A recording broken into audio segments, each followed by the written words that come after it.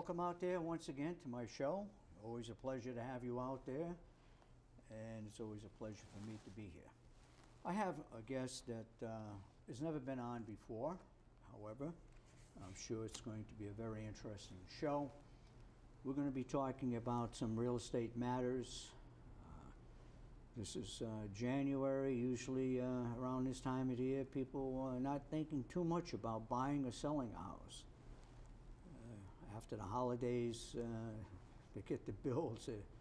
You're more interested in getting those bills paid.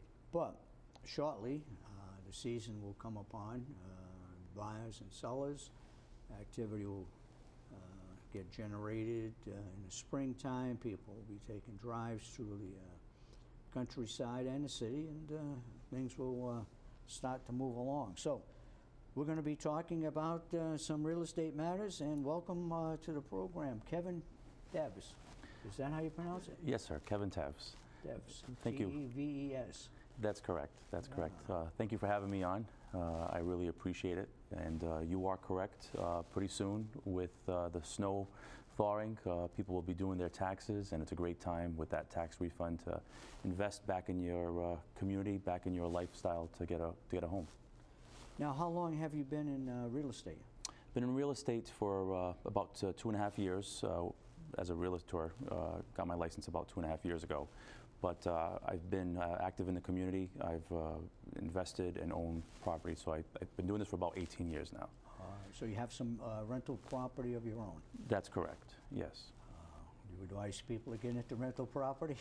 There are some challenges with it, but it also brings about some great opportunities, such as, you know, a nest egg and diversifying for your retirement. So good investment. Hopefully, usually the property values do go up. That's correct. Yep. So you get that taxes you can depreciate, right? That is correct. So if you have a good accountant, can certainly help you out with that.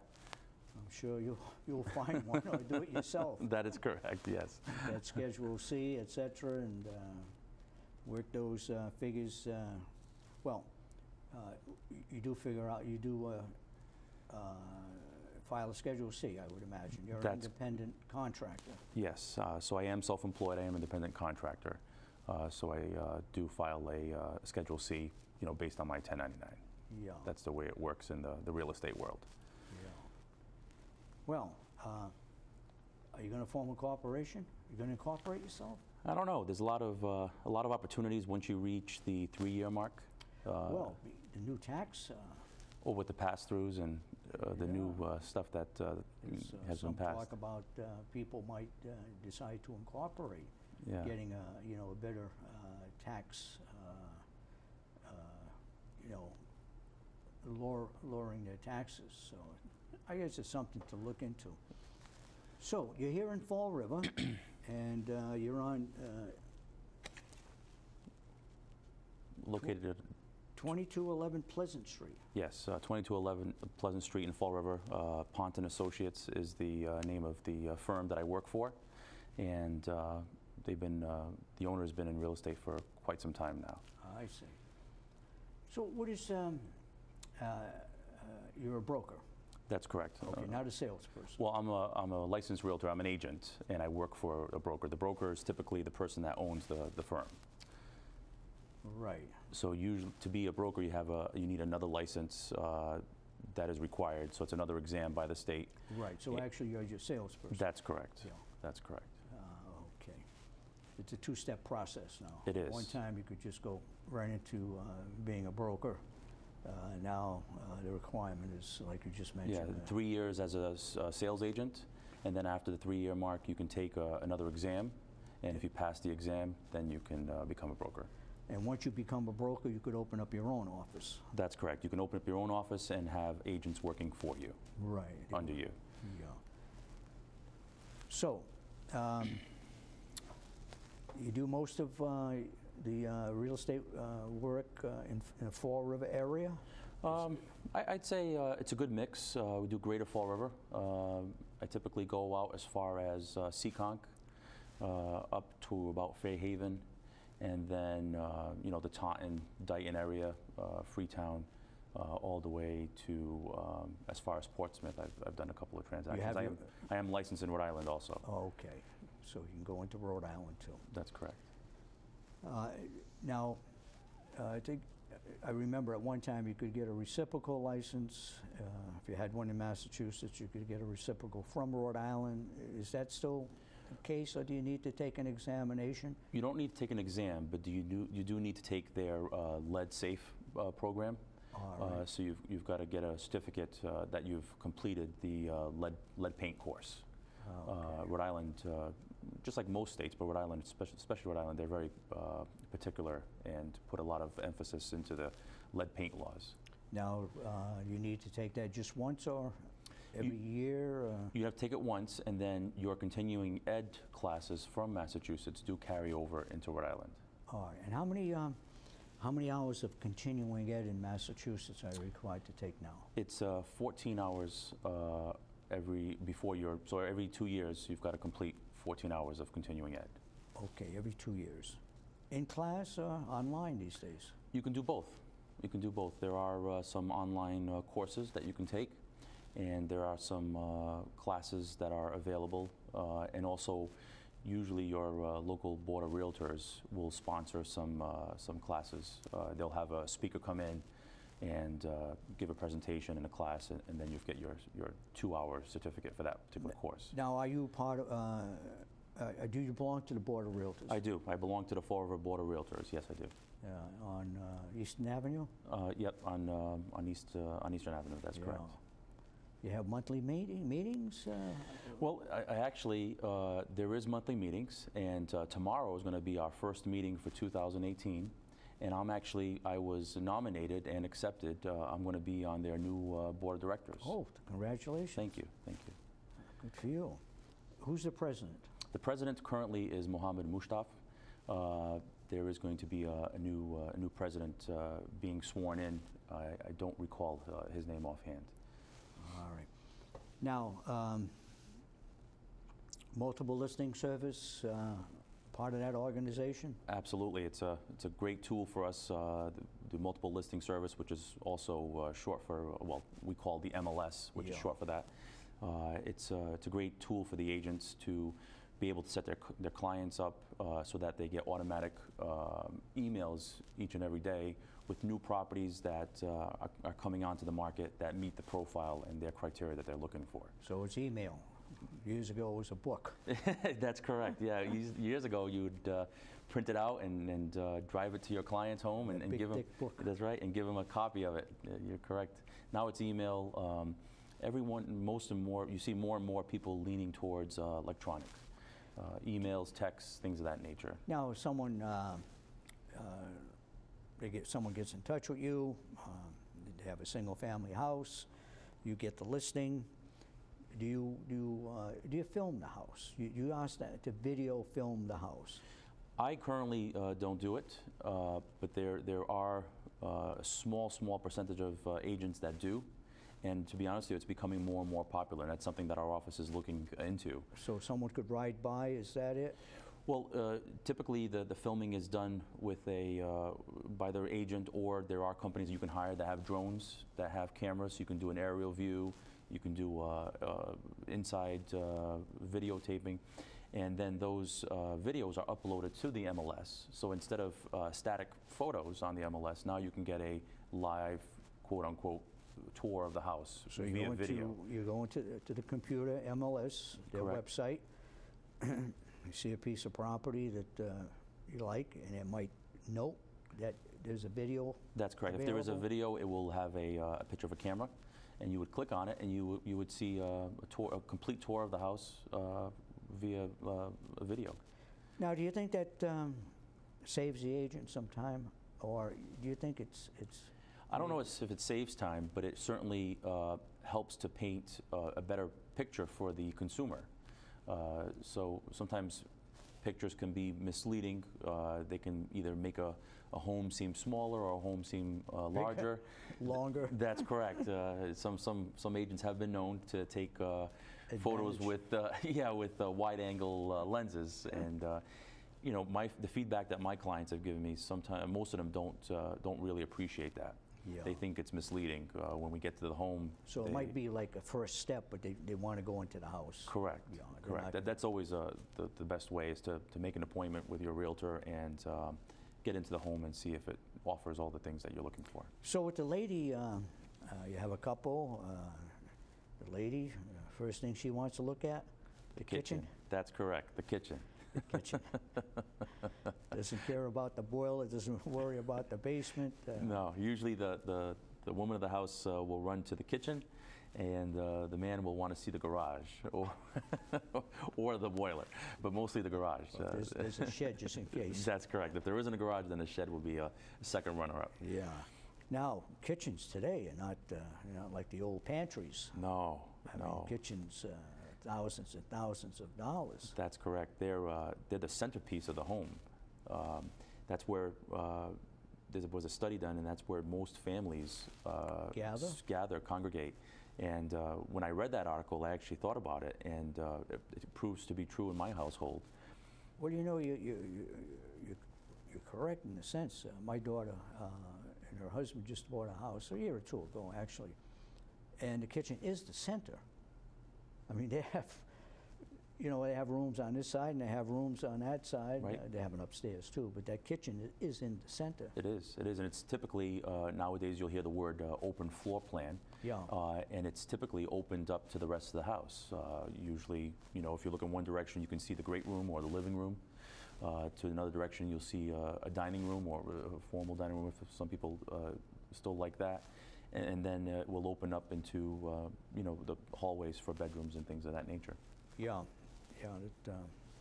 the kitchen does open up to the living room and to the dining area, and then there's other aspects. Actually have a couple of, in the kitchen is a dining area, smaller one. Is the major one. Yep. So that's a big thing. What other aspects of a house are pretty predominant when you have these buyers looking? Well, the other big feature in a home is the bathrooms. Oh yeah. Those are always your two high ticketed rooms in the house, your kitchen and your bath. Master bedrooms needs to have a bath. It needs attached. to have a bath attached. Not going down a hall. That's correct. And most people nowadays, one of the first things out of their mouth if they have a family is, I need a minimum of 1.5 baths, if not 2. Yeah. So it's not untypical to see some of the bigger homes to have 2.5 baths, one for the master, one for the children, and then that half bath for company that comes over to use. 2.5. Yeah, it's a big house. And what about interest rates? Have they interest rates are pretty low to begin with nowadays. They are. They have. I was actually talking to my banker earlier today, and they have creeped up a little bit, but they're still low. They're still very low. I think now they're in the 4.25 to 4.5 range, which is still a phenomenal rate, especially when you think back to maybe 20, 25 years ago when the rates were double digits. Yeah, well, but then, of course, still it was a long period of time, 6-7%. Now, the mortgage term, 20, 25? The typical term that you're seeing is a 30-year term. 30 years now, Yeah. okay. 30-year term. Anything above that? Back about 7 years ago, there was some dabbling in the 40-year term, right before the bubble, maybe even more than 10, 15 years ago, before the bubble burst, but that's kind of receded. 30 is your typical mortgage term that most people But of course, have. if they want a 20? They can certainly get a 20, you can get a 15 and a 10 even. Of course, the shorter period of time that your mortgage is spread out over, the more your monthly payment is going to be. And less interest. Less interest. Usually, the lower terms will get you a little bit lower interest rate per month. But you can prepay most of these. Most of these can be prepaid. You so can. if you got 30, you can really pay it off in 15 if you wanted to. That's correct. There's a saying that if you made one extra payment a year, and that doesn't include your escrows, which is your tax and insurance that are included in your mortgage, but just your mortgage, your principal and interest, if you made that amount, one extra payment a year, you could shave off a 30-year mortgage 7 years. Well, that sounds interesting. I hope people are listening to that because that's a great savings. Title insurance, you get involved with, not you personally, but do people request or want title insurance? Well, title insurance is something that there's two types of title insurance, first of all. There's lender's coverage, which the bank or the lender will make you have. It protects them and the amount that they've lent you. And then there's owner's So it's mortgage coverage. insurance. Well, the mortgage insurance is PMI. That's totally different. PMI is something that it goes along with a mortgage that doesn't have that you haven't put down 20%. So if you're putting down a small amount, less than 20%, then typically there'll be PMI in your mortgage, and that strictly protects the bank.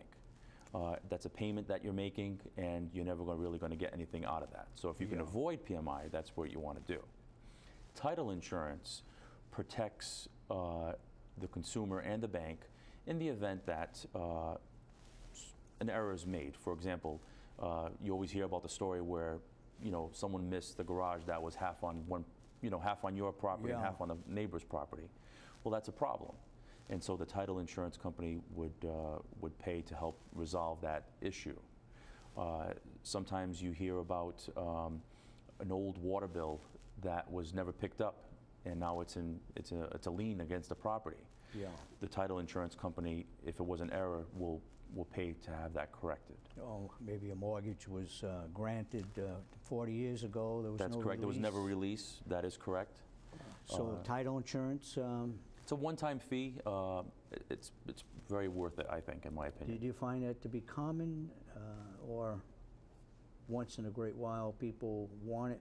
Who would broach that subject with the, the buyer? Would it be the bank? Would you mention it? We'll mention it in passing when we go over the purchase and sales agreement, but mostly the people that have the conversation and answer the questions one-on-one is the banker and also the attorney when doing the closing. Now, someone drives down the street, they see your sign, they notice your name, they call you, they want to look at the house. What's the procedure? What happens? Well, first of all, if someone's driving down the road, and even if they see a home that they'd like, they can certainly call either myself or any other realtor, because a realtor can help you with any home. It doesn't have to be his or her listing. But the procedure would be they'd call your agent. The agent, if it's not his or her listing, would call the other agent that's involved, would set up an appointment that's mutual, agreed to everyone, and then we would go look at the home. Now, when you call the other agent, do you pretty much want to know what the commission split will be? Well, I think that we all go to work for a reason. But I think once you do this and it's full time and you're working with so many people, it's really not the center of the subject. The important thing is to make sure that your client is getting what he or she really wants. So when you call the other agent, you may have already some questions that have been posed to you by your client, such as is the basement finished? Does it have solar panels, for example? Is there, in the pictures it looked like there might be a swing set in the backyard, things of that nature. So that way you can already kind of weed out some of the things that may not interest your client. But if you are interested in your commission, when you look on the MLS, it's listed on there also. The split. That's correct. Yeah. That's correct. All right, so you call the other agent. It seems like there's a good possibility that your potential buyer is interested. This could be something that they would go forward with. Eventually, you make an appointment. That's correct. The other agent shows up. Yep. Typically, you have both agents there. The sellers are 95% of the time they're not home.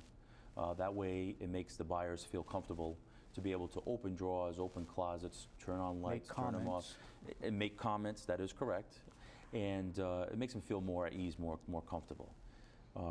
We walk through the home. Typically, there'll be questions posed to the other agent as we're walking through, because he or she will have more knowledge, of course, than your agent. And then at the end, you know, it's almost like those shows that you watch. You ask your client, so what'd you think? You know, is it something that you know, would be interested in making an offer? Do you want to look at more homes? You know, things of that nature. They say, no, this is fine. We like this house. We don't want to dally. We want to really get down to, you know. Down to business. Yeah. So they say, come over to the office, I imagine. That's correct. So. And you get the offer contract. Yeah, offer to purchase. Not negotiate, but you know, we'll say it's $250,000. They might say, well, we don't want to pay $250,000. We think it's what, $230,000. You say fine, you put it down. That's correct. So because whatever offer you get, you always have to, whatever you offer, obligation. you're obligated to present all offers. So it you've got you know, that figure. Maybe an approximate closing date. They're kind of anxious, 30 days, 60 days, whatever it is. You want to make sure, I guess, they have a letter from the bank. Yep. Is that prior to even showing them the house? Yeah, I always tell people, you want to get pre-approved first, because you don't want to go look at a home that you fall in love with to find out that you just don't qualify for it. But is that a requirement, prerequisite? You might say to them, do you have that pre-qualification? Yeah, that's always my first question to any of anyone that calls me is, have you been pre-approved? Otherwise? Otherwise, I strongly suggest that they go to their local institution, whether it's a mortgage company, a credit union, bank, and would you show them the house anyway? It really depends. It depends. Some agents don't even want to. Like if you call them up, that's the first question they ask you, you know, when you make that appointment. So it's kind of, you know, it really depends on what the other... Sort of a standard these days. Years ago, agents would show them and find out they don't have any assets. And Well, that's the thing. Unfortunately, you know, there are some individuals that are not ready to purchase yet. They want to just so you've kind got of to, like you know, help them along. You know, spend a Saturday afternoon looking at houses that they can't afford to buy. That's right. So you get that pre-qualification letter from the bank. You get a price. You might have an approximate closing date. What are some of the other things that are major you want to have in that offer? So you want to send, there's four things that you want to send over with an offer. Nowadays, there's actually a fifth that's becoming very popular, and I'll tell you a little bit about that in a second. But the four standard ones are the offer to purchase, which goes over the price, as you mentioned, the time frames, and the down payment. You want to have the pre-approval letter. Then there's also another form called, it's a Massachusetts, state of Massachusetts form, it's called an agency disclosure. And it tells the other agent who you are, who the agent is, their license number, and it tells them that you represent said buyer. And then you have a copy of the deposit check or the check itself that is sent over to the other agent. So when you make an offer, you usually put a few $1,000s down, and then if the offer gets accepted, it increases another few thousand. But the fifth thing that's becoming more and more popular is buyers are actually writing letters to the sellers. If they fall in love with a home, they think the home is perfect for their family, they're actually writing a heartfelt letter to the sellers and telling them why they should consider their offer over others. And I've had a couple of them that made a big difference. Oh, is that right? That is correct. But even if the price is lower than the seller is asking? Yeah, even if it's a little lower, or even sometimes if someone is offering asking price, because the inventory is so low right now and demand is so high, that sometimes you'll have 3 or 4 people bidding on the same home, and if everyone is offering the same amount, that could make a difference. I had a house in Dartmouth that I had listed, and the buyer, which was not my client, sent a letter along to my seller, and she said that made a big difference to her, and that's why she picked them. All right, so they did that independently of you, or the letter didn't go through you? Well, the letter came to me from their agent. All right. So along with the packet, so the And offer, you passed and I that passed on everything into the seller. the seller. All right, so we're getting down. Time goes by fast. It does, it does. So you get the offer, you make the presentation, the seller says, fine, you know, this sounds really good. Next step, purchase and sales agreement. Purchase and sales Pretty agreement. lengthy document these days. Typically, if you use a standard Massachusetts form, it's 7 pages long.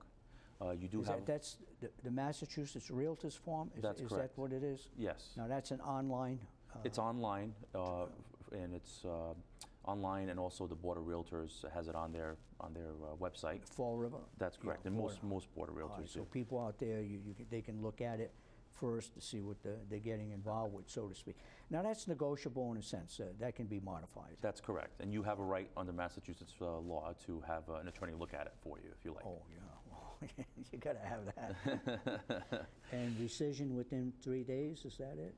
Is that part of... Well, typically, once all parties have signed and a deposit has been made, unless there's something wrong with the home inspection, or the bank says that they cannot extend a loan by a certain time frame that's outlined in the contract, typically, you know, it's pretty much go forward. It's not something that would... All right, and so you got the purchase and sales agreement all set. Occasionally extensions are needed. Occasionally. That's you know, far and few. I'd say maybe 1 in 7, 1 in 10. The closing date shows up. Everyone is at the bank. At the bank, or at the attorney's office, or the registry of deeds. Yeah. A lot of closings happen at the registry of deeds also. Papers get passed back and forth. People sign a lot of papers.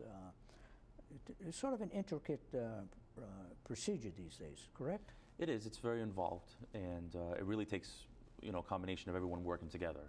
All the agents, attorneys, bankers, and both the seller and the buyer. Check is passed, deed is passed. Lawyer goes upstairs if he's in a registry, right? That's correct. Records it. Buyer gets the keys, usually the same day. Same day, usually a few minutes, as soon as the house goes on record, you get the keys. How about the seller that says, I need 2 weeks to move on? Well, that's something that's usually negotiated up front. Yeah. Or if it comes, if it arises during the contract, during the process, we deal with it. By that time, the closing happens. When you're signing documents, exchanging checks and keys, there should be no surprises of that nature. Right. Okay, so buyer's happy, moves into the house, seller's happy, Goes to the deal bank. has been consummated. What's that? The seller's happy, goes to the bank with his or her check. Well, if there's anything left. Correct. I mean, some of these houses, you know, big mortgages on them. Some of them, you Yeah. might, you know, say that's a beautiful house, but then you ask the question, who really owns it? Right, right. Well, you are right about that. So, anything else? We're really down at the end of the program. Kevin No. Teves, real estate broker, located in Fall River on Pleasant Street. Telephone number, office number 508-324-4800. So, interested in buying or selling, or maybe you just have some questions about real estate in general, give Kevin a call, and Absolutely. Happy New Year, Kevin. Thank you so much for having me on. It was a We'll pleasure. see you again. Yeah, I hope I do. We'll It see would- you it would again. be a Maybe pleasure. when weather warms up and When the market gets back in yeah. full swing. yeah. Absolutely. All right. Thank you out there for watching. I hope you enjoyed the show, and I'll see you next time.